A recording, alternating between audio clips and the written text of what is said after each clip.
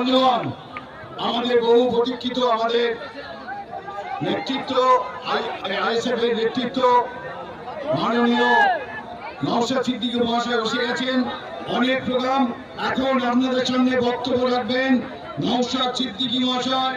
আমাদের পার্টির পক্ষে এখন তাকে সম্বর্ধিত করবেন আমাদের এলাকার প্রার্থী